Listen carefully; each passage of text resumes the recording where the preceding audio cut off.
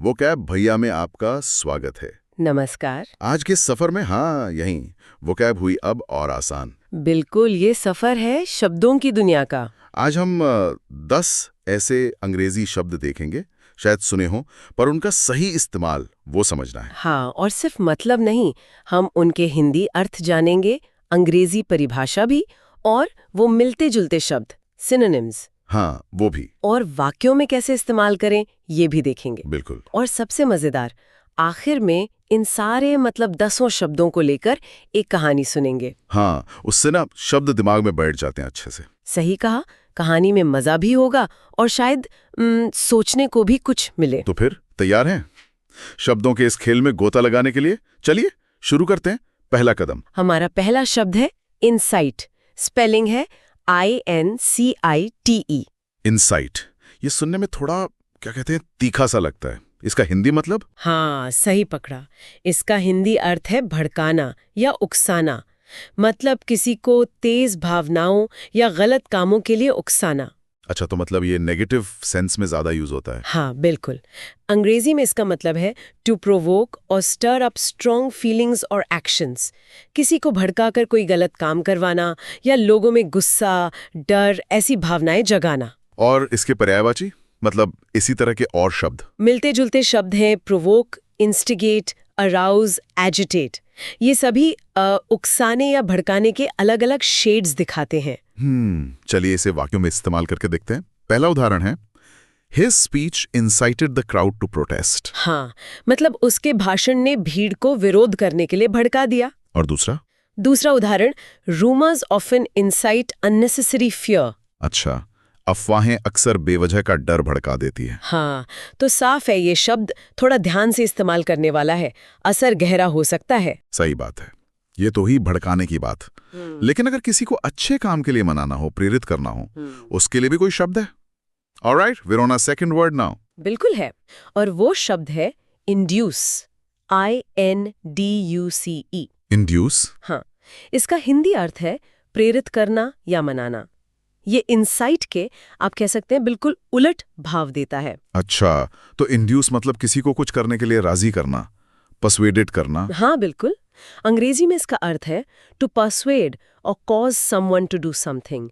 किसी को समझा बुझाकर किसी काम के लिए तैयार करना या किसी चीज का कारण बनना, अक्सर पॉजिटिव तरीके से। इसके पर्यायवाची क्या होंगे? शायद एनकरेज जैसा कुछ? हाँ, एनकरेज एक है, और भी है पर्सुएड, कन्विंस, प्रॉम्प्ट।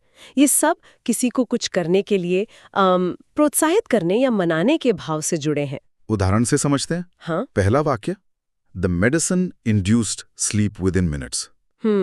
मतलब दवा ने कुछ ही मिनटों में नींद ला दी, नींद आने का कारण बनी। और दूसरा उदाहरण, she was induced to join the programme after much thought. यानी काफी सोचने विचारने के बाद उसे कार्यक्रम में शामिल होने के लिए प्रेरित किया गया या मनाया गया। हाँ, तो देखा, इंसाइट भड़काता है जबकि इंड्यूस प्रेरित करता है। बिल्कुल, ये अंतर समझना जरूरी है। अच्छा, अब सोच रहा हूँ किसी चीज की सफाई या परफेक्शन के बारे में बात करनी हो तो। Alright, we are on a third word now. उसके लिए एक बहुत ही शानदार शब्द है इमैक्युलेट। IMMACULATE। इमैक्युलेट सुनने में ही काफी इंप्रेसिव है। बिल्कुल। क्या है इसका? एकदम साफ। एकदम साफ तो है ही, उससे भी ज्यादा इसका हिंदी अर्थ है निर्दोष, एकदम साफ, बेदाग या त्रुटिहीन। मतलब जिसमें कोई कमी न हो, फ्लॉलेस। बिल्कुल, अंग्रेजी में परफेक्टली क्लीन, फ्लॉलेस और विदाउट एरर्स।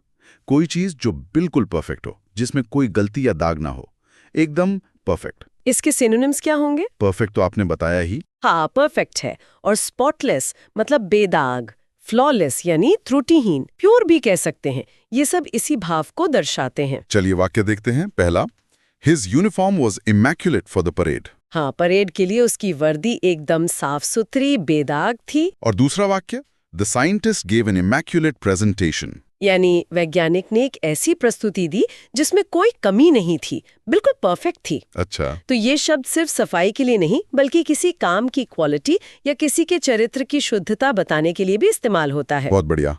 अब मान लीजिए किसी चीज का इल्जाम किसी पर लगाना हो या किसी कामयाबी का सेहरा किसी के सर बांधना हो, उसके लिए क्या शब्द है? Alright, we are on our fourth word now. उसके लिए शब्द है इम्प्यूट। IMPUTE। इम्प्यूट। हाँ, ये बड़ा दिलचस्प शब्द है क्योंकि ये दोनों तरफ चल सकता है, आरोप लगाने के लिए भी और श्रेय देने के लिए भी। अच्छा। मतलब एक ही शब्द ब्लेम और क्रेडिट दोनों के लिए। ये कैसे? हाँ, यही इसकी खासियत है। हिंदी अर्थ है आरोप लगाना या श्रेय देना। अंग्रेजी में टू एट्रीब्यूट और असाइन समथिंग, और वो समथिंग अक्सर ब्लेम या क्रेडिट होता है। टू समवन मतलब किसी घटना या परिणाम का कारण किसी व्यक्ति को बताना, चाहे वो कारण अच्छा हो या बुरा। तो इसके सिनोनिम्स भी इसी तरह के होंगे, मतलब एट्रीब्यूट करना। हाँ, जैसे एट्रीब्यूट कारण बताना, असाइन सौंपना, अक्यूज आरोप लगाना, अस्क्राइब जिम्मेदार ठहराना। इसे उदाहरण से समझना बेहतर होगा। पहला वाक्य, the teacher imputed the project success to team work. हाँ, यहाँ शिक्षक ने परियोजना की सफलता का श्रेय मतलब क्रेडिट टीम वर्क को दिया। ये पॉजिटिव इस्तेमाल है। और दूसरा वाक्य, he was wrongly imputed with the crime. उस पर गलत तरीके से अपराध का आरोप लगाया गया, मतलब ब्लेम। ये नेगेटिव इस्तेमाल है। अच्छा, तो कॉन्टेक्स्ट मतलब संदर्भ बताएगा कि इम्प्यूट का मतलब आरोप है या श्रेय। ये ध्यान रखना होगा। अब अगर किसी चीज को खतरे में डालने की बात हो तो, जैसे कोई लापरवाही किसी प्लान को बिगाड़ दे। Alright, we are on a fifth word now. उसके शब्द है जेपर्डाइज, JEOPARDIZE। जेपर्डाइज, ये सुनने में ही लगता है कि कुछ गड़बड़ है, खतरे की घंटी। बिल्कुल, इसका हिंदी अर्थ है खतरे में डालना। अंग्रेजी में to put something at risk और इन डेंजर।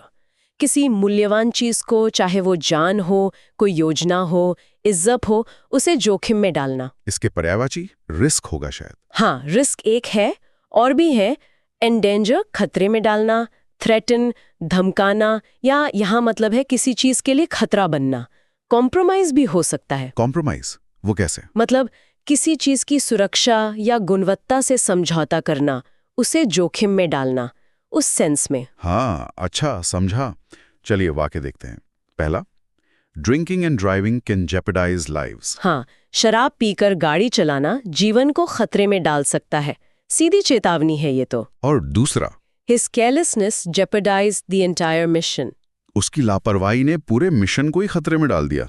तो ये शब्द हमें किसी एक्शन के गंभीर परिणामों के बारे में आगाह करता है। बिल्कुल, खतरा टालने के लिए जरूरी है सही जानकारी और ज्ञान। और ज्ञान देने या बांटने के लिए कौन सा शब्द है? Alright, we are on our sixth word now. उसके लिए एक बहुत अच्छा शब्द है इम्पार्ट, IMPART। इम्पार्ट, इसका मतलब देना या बांटना, जैसे कोई चीज। हाँ, देना, बांटना या प्रदान करना, पर खासकर ज्ञान, जानकारी या कोई गुण, फिजिकल चीजों से ज्यादा। अंग्रेजी में टू गिव, शेयर और कम्युनिकेट नॉलेज और इन्फॉर्मेशन। अच्छा, तो ये चीजों के लेन देन से ज्यादा ज्ञान या विचारों के आदान प्रदान के लिए है। बिल्कुल, इसके सिनोनिम्स हैं कन्वे, पहुंचाना, शेयर साझा करना, बेस्टो प्रदान करना, अक्सर कोई कीमती चीज या गुण, कम्युनिकेट संचारित करना। वाक्य प्रयोग देखते हैं। पहला, the guru imparted wisdom to his students. गुरु ने अपने छात्रों को ज्ञान प्रदान किया। और दूसरा वाक्य, teachers impart both knowledge and values. शिक्षक ज्ञान और मूल्य दोनों प्रदान करते हैं। तो इम्पार्ट का इस्तेमाल अक्सर अमूर्त चीजें जैसे ज्ञान, सलाह, गुण, कोई हुनर देने के संदर्भ में होता है। ये तो बहुत उपयोगी शब्द हैं।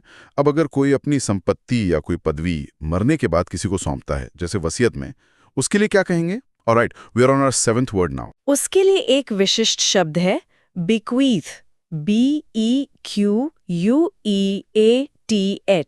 bequeath, ये थोड़ा फॉर्मल सा लग रहा है। हाँ है, ये अक्सर कानूनी या औपचारिक संदर्भ में इस्तेमाल होता है। हिंदी अर्थ है वसीयत में देना या सौंपना। अंग्रेजी में टू पास ऑन और लीव बिहाइंड समथिंग, और वो यूजुअली बाय विल होता है, यानी कोई चीज खासकर मृत्यु के बाद अपनी इच्छा से किसी को सौंपना। मतलब विरासत में कुछ देना। हाँ, कह सकते हैं। इसके सिनोनिम्स हैं लीव छोड़ जाना, हैंड डाउन पीढ़ी दर पीढ़ी सौंपना, इंडाउ दान करना, स्थापित करना, ट्रांसमिट संचारित करना, सौंपना। उदाहरण देखते हैं। पहला, the king bequeathed his throne to his son। राजा ने अपना सिंहासन अपने बेटे को सौंप दिया या वसीयत में दिया।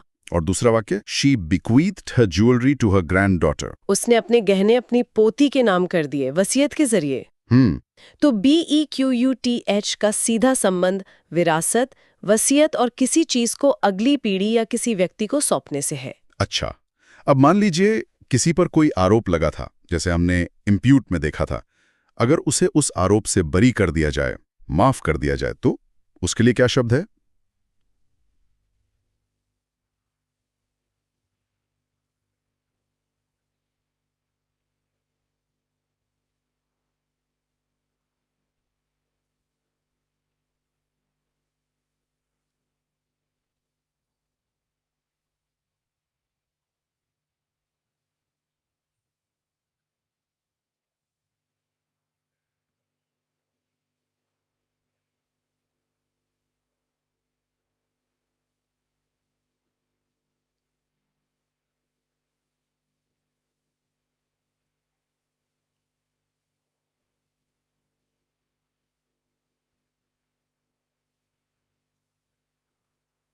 All right, we're on our 8th word now. उसके लिए शब्द है एब्सॉल्व, ABSOLVE।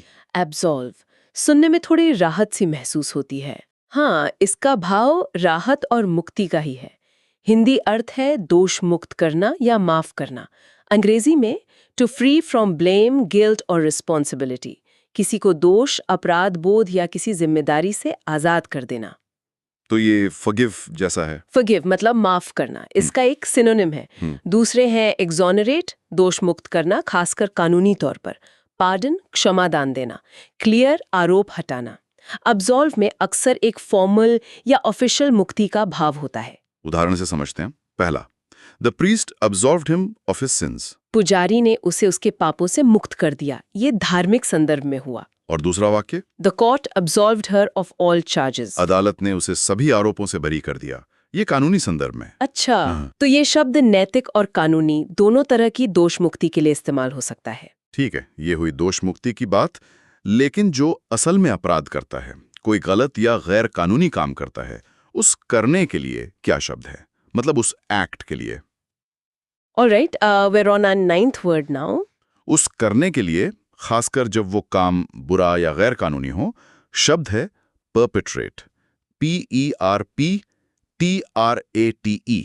परपेट्रेट, ये शब्द भी काफी सीरियस लग रहा है। हाँ, क्योंकि ये गंभीर कामों से ही जुड़ा है। इसका हिंदी अर्थ है अपराध करना या कोई बुरा काम अंजाम देना। अंग्रेजी में to commit a harmful, illegal और इमोरल एक्ट, यानी कोई हानिकारक, गैर कानूनी या अनैतिक कार्य करना। तो ये हमेशा नेगेटिव कामों के लिए ही इस्तेमाल होता है। बिल्कुल, आप अच्छे काम को परपेट्रेट नहीं कर सकते। इसके सिनोनिम्स हैं कमिट, करना, अक्सर अपराध के संदर्भ में, एग्जीक्यूट, अंजाम देना, परफॉर्म, करना, कैरी आउट, पूरा करना। लेकिन ये सभी इस संदर्भ में नकारात्मक अर्थ में ही इस्तेमाल होते हैं। वाक्य देखते हैं। पहला, the gang perpetrated a major robbery. गिरोह ने एक बड़ी डकैती को अंजाम दिया। और दूसरा वाक्य, only a cruel heart could perpetrate such violence. केवल एक क्रूर हृदय ही ऐसी हिंसा कर सकता है या अंजाम दे सकता है।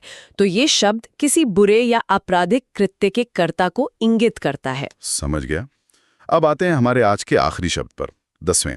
कोई चीज जो टूट कर बिखर जाए या कोई योजना जो फेल हो जाए, उसके लिए क्या कहेंगे? Alright, we are on our 10th word now. उसके लिए शब्द है क्रम्बल।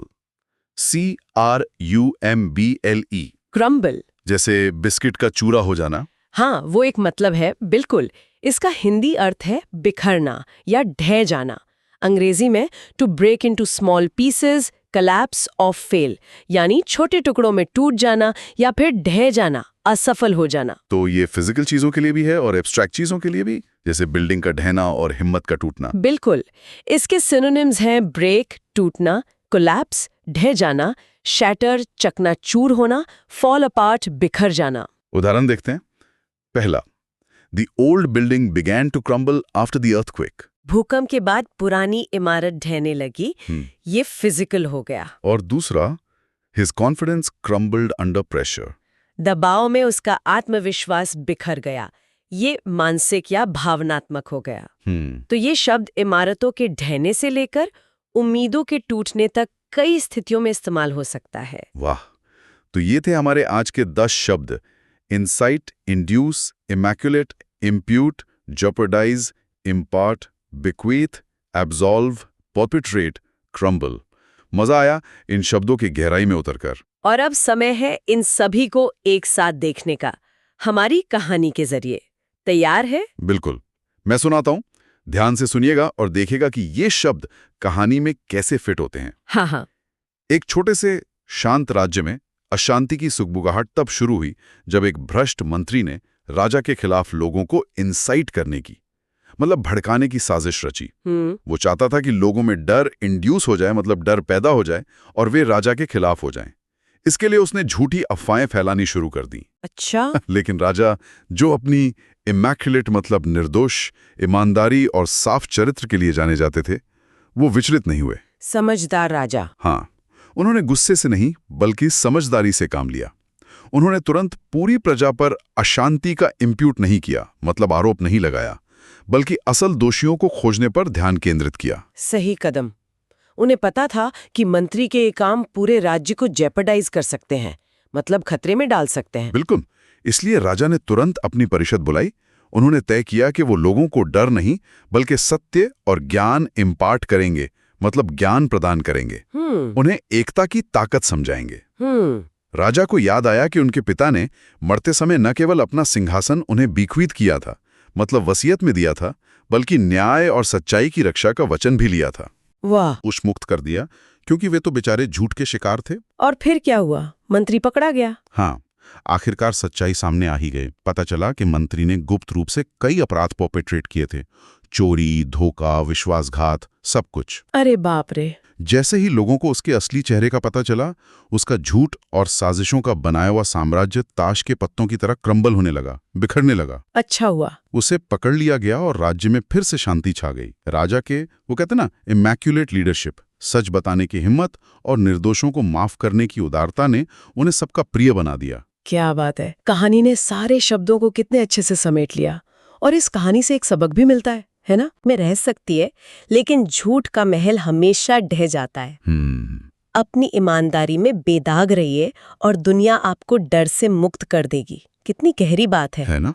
और शब्दों के इस खेल में थोड़ी हंसी मजाक ना हो तो मजा अधूरा है। आज के शब्दों से जुड़ा एक चुटकुला सुनेंगे। हाँ, क्यों नहीं, सुनाइए। तो सुनिए, एक वकील जज साहब से कहता है, योर ऑनर, मेरे मुवक्किल को तुरंत एब्सॉल्व कर देना चाहिए, मतलब दोष मुक्त। अच्छा। इसने चोरी जैसा घिनौना काम परपेट्रेट किया ही नहीं है। अच्छा, फिर? जज साहब पूछते हैं, अगर चोरी नहीं की तो फिर ये चोरी के गहनों के साथ कैसे पकड़ा गया? हाँ, ये तो फंसने वाली बात हो गई। वकील ने क्या कहा फिर? वकील थोड़ा अटकते हुए बोला, अरे योर ऑनर, वो तो बस उन गहनों का ज्ञान असली मालिक को इम्पार्ट करने की कोशिश कर रहा था। कमाल है, शब्दों का क्या सही इस्तेमाल किया है वकील साहब ने। ज्ञान बांट रहा था गहनों का। वाह। तो दोस्तों, ये था आज का हमारा शब्दों का सफर।